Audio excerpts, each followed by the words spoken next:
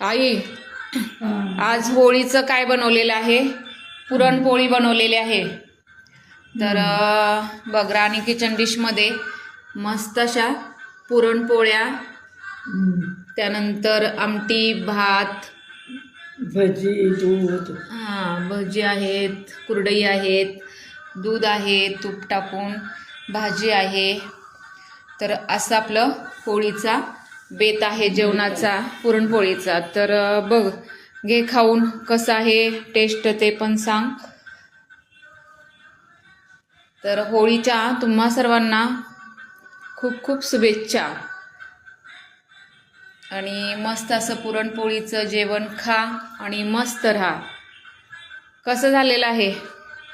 खूपच छान झाली. एक नंबर झालंय ना? एक नंबर.